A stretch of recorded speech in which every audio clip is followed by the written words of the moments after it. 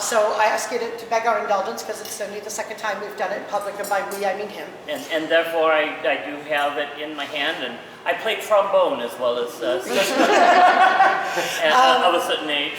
But a sweet dessert deserves a sweet song about a sweet couple.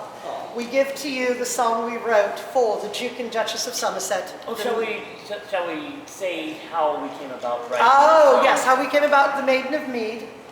Well, we met the good Duke and Duchess, shockingly, it's at a function not very different than this, and somehow there was mead being drank. I know, the Duke and Duchess drinking mead. You're all shocked. Somehow they were drinking it, and somehow we ended up at their table drinking it as well. I know you're all shocked by this as well. You know, we are professionals. Yes, we are. We are professionals. We spell that D-R-U-N-K-S. That's right. Thank you for the people who can spell. And so we met them, and then we got to meet them at this event again, and we drank more mead and became even got to know them even better, and that was wonderful. And then we were out one day, and we were talking. We were sitting right out there at a table, and we were planning this event, and so yes, the Duchess said, the Duke cannot get drunk. And I was like, oh no, did he like almost die or something like that? Did it make him really sick? Does he? No, if people have tried to get him drunk, he just will not get drunk. He will drink and not get drunk. And we said, challenge accepted! Because we are professionals. We spell that D-R-U-N-K-S. So those things led to the creation of this song, The Maiden of Mead, and we thank most graciously our hosts, the Duke and Duchess of Somerset, who are Duke and Duchess of Buckingham patrons for Class Act, and we give you The Maiden of Mead. A lovely lass, as sweet as honey, was friends with all the bees. They gave their best to keep a girl, and she turned it into mead. A gallant young man set on a quest to drink till he could no more. He chanced upon the Maiden of Mead, not knowing what was in store. I cannot get drunk, he told her, my mates have tried and failed. Bottles of brandy, whiskey and wine, and barrels of beer and ale. You've never tried my honey sweet, nor drank the bees quite best. If you ever wanted to try to get drunk, then this would be your test. As he gazed into her sparkling eyes and sipped her finest mead, a smile danced across his face, marvelous indeed. She poured him another mug. What are your words there? The one you made me change, mug of mead. Yes. Another mug of mead. Her hand grazed his cheek. He tipped the cup. After 15 years, I still got it. He tipped the cup, saw her red lips, and felt his knees get weak. I be not sure how drunk feels he. I be not sure how drunk feels he said, since I've never been before. Then he held out the mug, and from the bottle she poured him even more. Her skin so fair, with cheeks of rose, just took his breath away. He emptied the glass and looked at her as if he had something to say. Still unsure if it was a mead or if it was a maid, he realized that he cared not as long as the feeling stayed. If this is what a drunk feels like, then sober I'll never be. For I have met my match at last in the Maiden of the Mead. So yes, challenge accepted, challenge found. We did find what makes him drunk. It is the good lady. With love. Indeed. So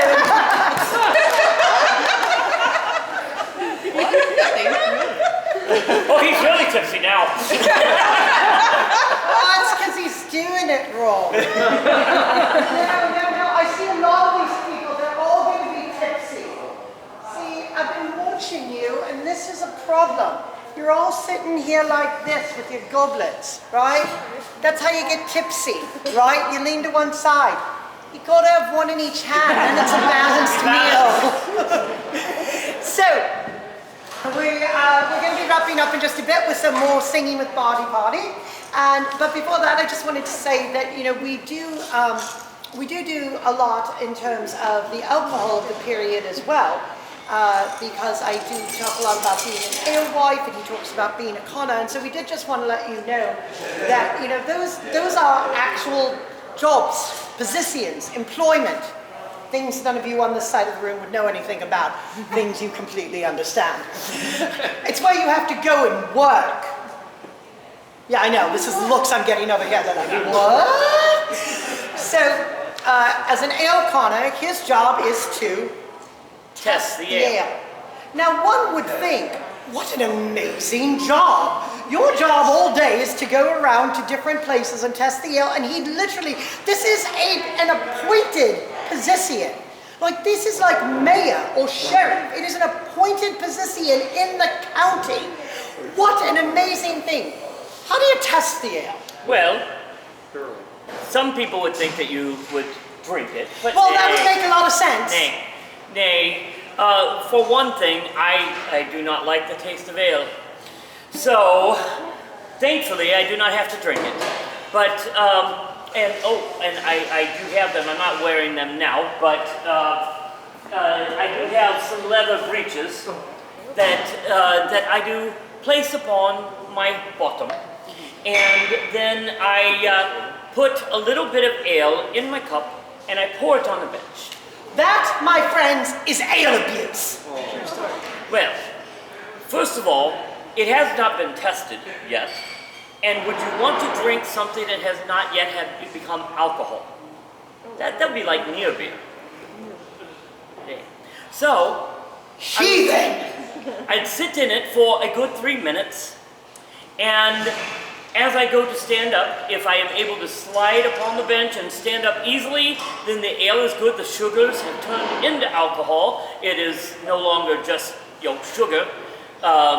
And it is alcohol, and it is ale. And I would declare the ale is good. Long live the Queen. Long live the Queen. If the ale is not good, I would stick to it, walk away with my bench, and the ale maker would hang their head in shame. Shame. I have never had to hang my head in shame because I am an excellent alewife. My ale does not need to be sat in to be told that it's good. For one thing, brewing ale that doesn't actually... It does. You see what I have to put up with. And yet, despite the fact that he knows I'm a cook, he keeps saying things like that. So, but I do brew all different kinds of ale, and the corner does have to test a certain number of batches a year in order for you to basically keep getting, if you are in an establishment large enough to get noticed, which unfortunately apparently I was. When you just brew an out of your home, you can get away with things, but all of a sudden you start making some money. When you do it in a pub or an inn. So, but the first thing I would do when we declare that the ale is good is I would take one of the 4 main things that an alewife needs to do her job, and I would put it over the door, and that's a broom. Alewives have brooms. They take the brooms, they put them over the door. That signals that there is a brand new batch of ale that is ready. Another thing that alewives absolutely need, there's 4 items they need. Second one is a cauldron. Usually they're black.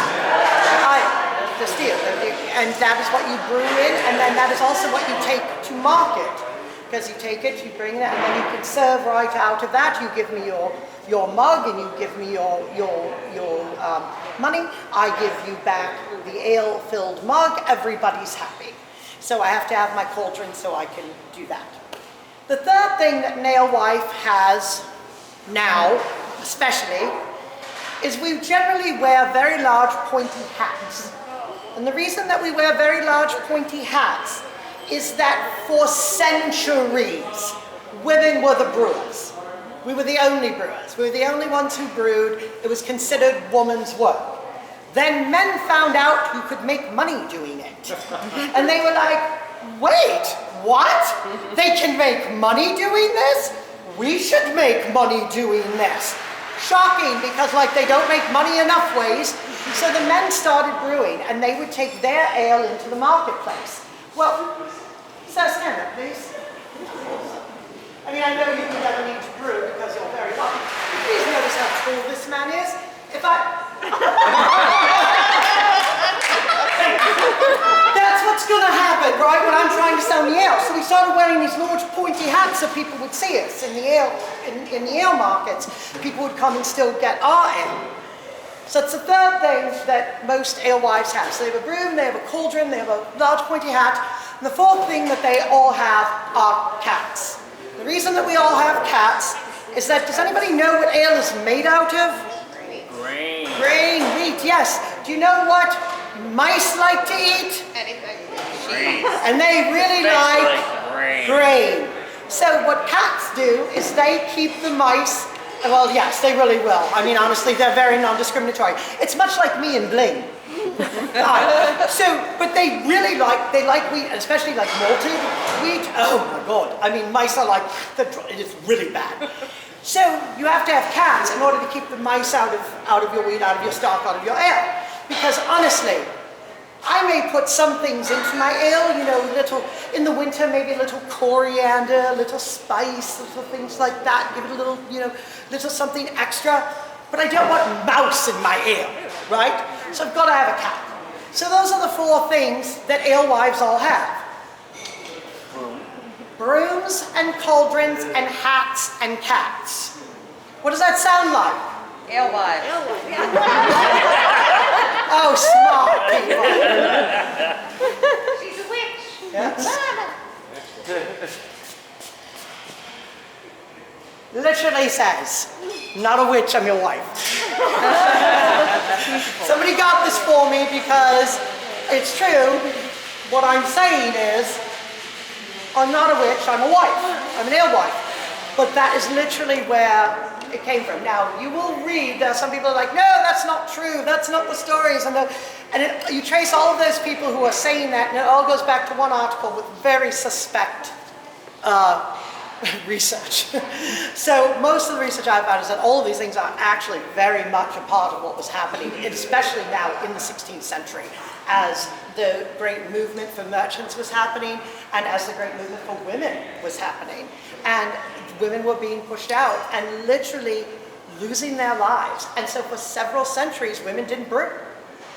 You didn't see women brewers anywhere. It wasn't safe, it wasn't something that was done. So now when you have female brewers, I'm always very excited about it, because literally it's going against 400 years of history of them being taken back. So we have a couple of places that we really, really like, but Ten Eyck Brewery, if you ever have a chance, which is on Maryland's Eastern Shore, is an all-female run, all veteran or first responder run brewery.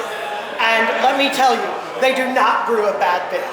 So if you're beer drinkers, because I know today we're at a distillery, but if you're more beer drinkers and you like that, I highly recommend to do some cider. So we just wanted to give you a little bit of a taste of some of the things we talked about when we talk booze, because we also do a 9-week show on booze, and we do a different booze every week.